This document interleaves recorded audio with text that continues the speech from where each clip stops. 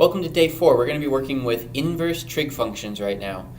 So we're doing this chapter a little bit out of order, and technically we learned this after graphing, but I decided that we should move it forward because it goes more with the basic trig stuff than it does with the graphing. But in order for you to understand where they come from, we have to understand a little bit about their graphs. So I'm going to get briefly into what their graphs are for sine, cosine, and tangent, and we'll be able to use that to help us interpret our answers. Okay. So we start just with some basic questions here. It says, just things to recall that I taught you way back in chapter 1. It says, does every single function have an inverse? The answer to that is yes. Everything has an inverse. Okay. Does that inverse need to be a function? The answer to that is no, okay, which is tricky because we like functions. And what's the way that we can check to see whether the inverse of a function will be a function? And that's by doing the horizontal line test. So remember that if it crosses in more than one spot, going at the horizontal line, the inverse won't be a function. And this one's a little tricky. We didn't necessarily learn this 100%. In chapter 1, it says, what measures can we take to turn an inverse relation into an inverse function? And the way that we do that is to restrict the domain. If we can restrict the domain, then we can eliminate the times when it might have failed the vertical line test or when it might have failed the horizontal line test. Okay? So if I were to draw a horizontal line right now, it fails in numerous points. Can we pretend like that was actually a horizontal line? That'd be great, thanks. So what we need to do is look for an interval of x values that will let it pass the horizontal line test. So let's say I go from like right here to right here. Well, that still fails, so I really want to do that. But I could go to right here, and now it does pass. Okay? So if I take the domain of sine and I reduce it to where these minimums and these maximums are, which I'll just tell us right now is pi over 2 and negative pi over 2, if I restrict the domain to that, then the inverse will pass the horizontal line test and it will be an inverse function. So my original domain for a sine graph is just going to be all real numbers. Its range, well, if you remember, it goes between -1 and 1 at all times. And what we're doing here is restricting the domain now. So we're going to say the restricted, I forgot how to spell there for a second. The restricted domain is going to be between negative pi over 2 and pi over 2, including, so negative pi over 2, positive pi over 2. So one of the things we could do is graph what this would look like. This is not super important for us to really know, but so here's pi over 2 and then negative pi over 2 is down here, and we know that when we do an inverse, the domain and range are going to flip. So the domain is now going to be -1 to 1, and the range is now going to be negative pi over 2 to pi over 2. Okay, so if I go to graph this, I'm going to have a point there and then a point right here. And again, not super important for you to know what this graph looks like, just thought I would share it with you. So this is going to be important for us because if I have y equals sine of x, the inverse of that, okay, remember that would be when we switch x and y. Well, I want to be able to solve for y, so the way we write that is y equals sine inverse of x. Okay? And what that does for me is it allows me to find an angle. So this y value is really a theta value because it's inside the trig function. So doing sine inverse or cosine inverse or tan inverse allows us to find angle measurements instead of finding side lengths. You might have remembered learning this at some point in geometry or last year. We've already used it in this chapter, so you are familiar with it. Here's a formal definition. I'm not going to read that to you, but that's basically what I just said. The important thing I'll point out here is that these angle measurements, negative pi to pi over 2, if I translate those to the unit circle, that's here. Okay, so here's positive pi over 2, and this is negative pi over 2.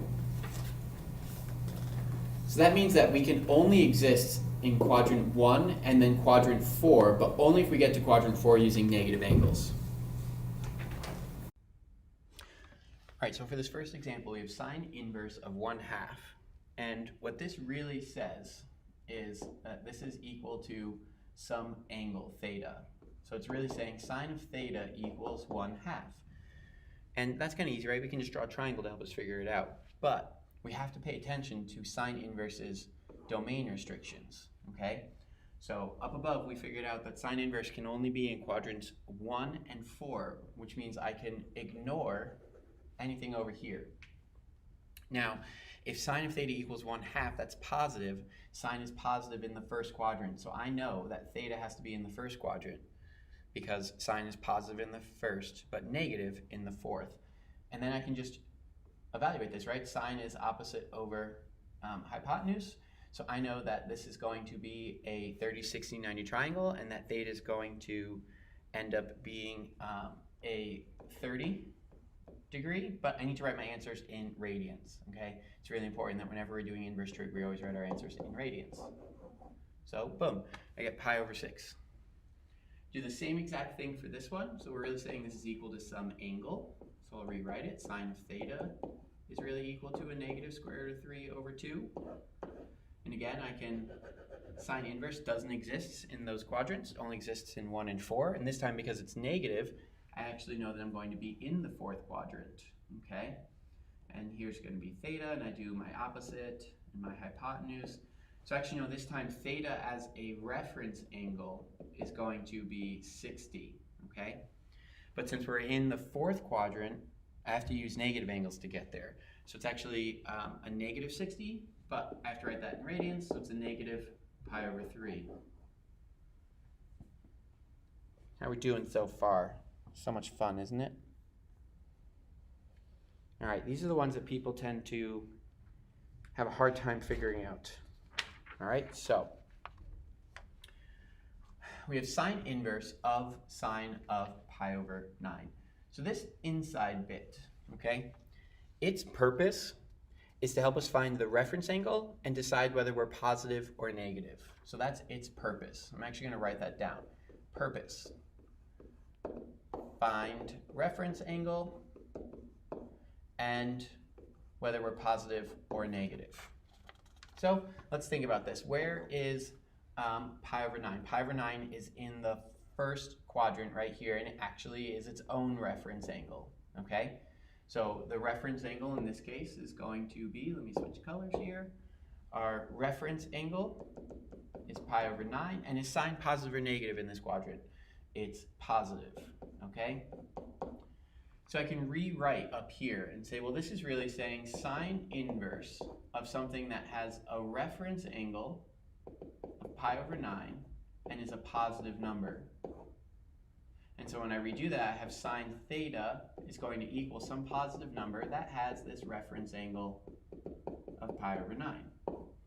Okay, well, sine inverse has a very restricted domain. Can't be anywhere over there. And if it's a positive number, I know I'm in quadrant 1 with a reference angle of pi over 9.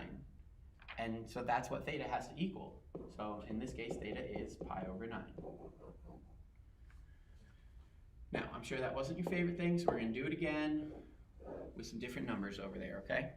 So I have sine inverse of sine of 5 pi over 6. And I do the exact same thing. I'm going to start with this inner thing and try to figure out what is the reference angle. So 5 pi over 6, that's 1, 2, 3, 4, 5. So this is a 30 as a reference angle, and sine is negative. Okay? So this is really saying sine inverse of a negative number that has a reference angle of 30 degrees. So sine of theta has to equal a negative number with that same reference angle. Well, sine inverse is restricted, so I can't be in those quadrants. It's a negative number, so I know I'm in quadrant 4, and I know I have a reference angle of 30. Okay, so theta is going to have to be a negative because it's in the fourth quadrant, pi over 6 because it's 30. Okay? Oh man, I just did that whole thing wrong. Were you sitting there yelling at me? Sine is positive in that quadrant. Oh man, it's a positive number. positive number, which means that we're in quadrant 1 with a reference angle of 30. So we're positive pi over 6. Oh my goodness gracious me. I'm not even going to refilm it. I'm just going to let you enjoy this, okay? Hope you get a little chuckle. Alrighty. These ones right here, number 5, it's the opposite, right? We have sine of a sine inverse. So what we're going to do is, again, start on the inside, just like we did last time. I'm going to try to evaluate, what is this? This really says sine of theta equals a square root of 2 over 2. Okay, so sine inverse doesn't exist over here. It's a positive number, so I know I'm right here. So I'm trying to figure out what is theta. And I'm going to get that theta is pi over 4, because I recognize the square root of 2 over 2 is a 45. So overall, what this entire thing is saying then is sine of, and sine inverse is really an angle, so it's really saying sine of theta, and we just figured out that theta was pi over 4. This is saying what's sine of pi over 4? Okay, so pi over 4, we have 1 square root of 2. Okay, so this is going to be 1 over the square root of 2, but we need to rationalize. So there's my answer. So it's actually a little bit easier when you have the inverse on the inside, because it just gives you an angle, and then you're being asked to find what is the outside one of that angle.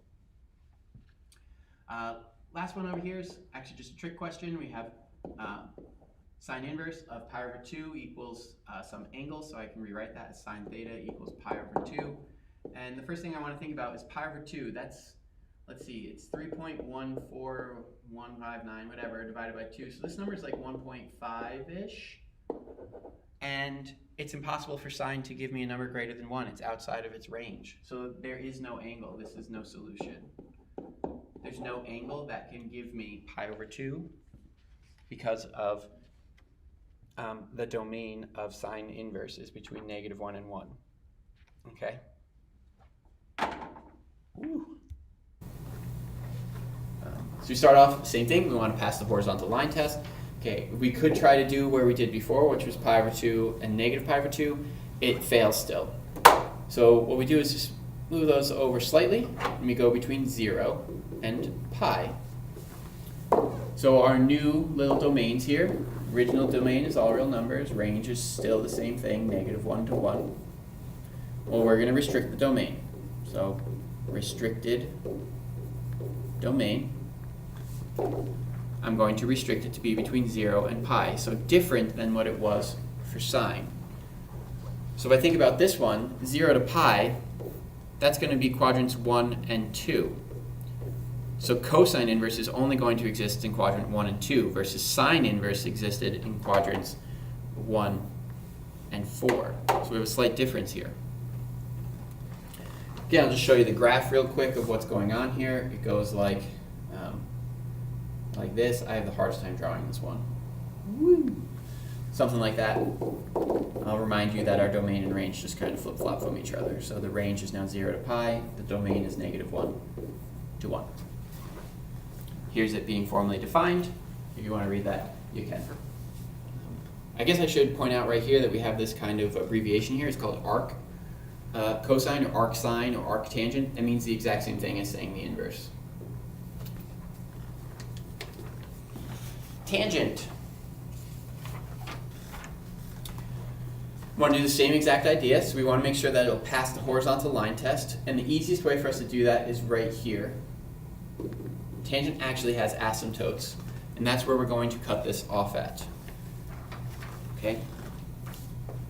So the original domain is actually a little bit more complicated for tangent. So it's that x is not allowed to equal pi over 2, and it repeats itself, because remember they're periodic and its period is pi. So it's not allowed to equal any pi over 2 anytime that repeats itself.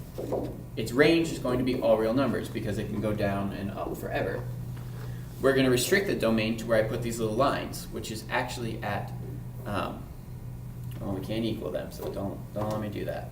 It's actually at negative pi over 2 to pi over 2, okay, which is back to what sine was. And if I go to graph this, it's a very interesting one. It actually has a really logistic feel to it. So I kind of have these asymptotes right here, and then it goes like this. So it kind of is like a logistic, it just works a little bit differently. and our domain and range flip. So now I have a domain of all real numbers and a range that's restricted between negative pi over 2 and pi over 2. Here's the formal definition. What I'll actually do at this point is just kind of summarize what's going on. So I'm going to do in red is what sine is. So sine exists in Q1 and Q4. It's positive in Q1, negative in Q4. Cosine, we'll do in green. Cosine exists in 1 and 2. It is positive in 1 and negative in 2. And the last one is tangent. I'll do in blue. It's back to being the same as what sine is, where it's positive in 1 but negative in 4. Those are the only quadrants that we'll be working with in this particular part of the section. It's not possible technically for us to get anything in quadrant 3. We'll talk about when it might be possible later on. Just have some practice problems here. Again, if you want to stop watching at this point, you can, or you can keep going with it.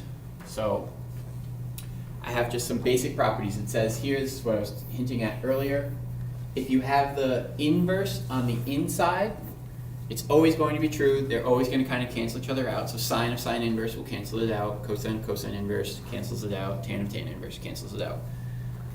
Where we have to be a little more careful is when they're on the outside. They do cancel each other out, but they only cancel each other out into the restricted domains. Okay? And that was that example 3 and 4 on the other page, if you want to look back at that. These are just some explorations. They're just moving it a little bit, onto some harder stuff. So I know that sine inverse is really asking me what's sine of an angle. So this is ultimately asking me to find what is sine of theta, given that theta is going to be equal to this sine inverse of x, which I know actually means sine of theta is equal to x. And again, I answered my question here, but we're going to keep going with this just in case it didn't work out like this. I know that since sine is a positive x value right now, that it's going to be in the first quadrant, okay? And it's going to be x over 1. Let's turn this into a fraction, and now I have my opposite and my hypotenuse. And I can use Pythagorean theorem. It's going to be 1 minus x squared and the square root of that. There's my adjacent side, and here's my little theta. So I have a triangle now. I could answer any of them. If this had asked me to do cosine of sine inverse of x, I can now answer that. This is really asking me what's cosine of theta, which I know is the square root of 1 minus x squared, based off of that initial part. This is saying theta is what tan inverse is. So it's really asking me to find secant of theta. So that's my ultimate goal. I'll rewrite this as tan theta equals x over 3. I know that tan inverse only exists in quadrants 1 and 4. So if I draw this in 1, because I'm assuming it's positive based off of what it gave me here, that I'm going to have adjacent and opposite over adjacent. And here's my theta value. Using Pythagorean theorem, I get that this is x squared plus 9 and the square root. So now it wants me to know what secant is.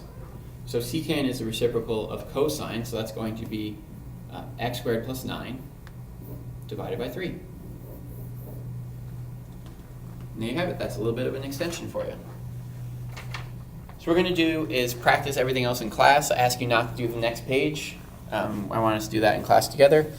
And there you go. I hope you liked day 4.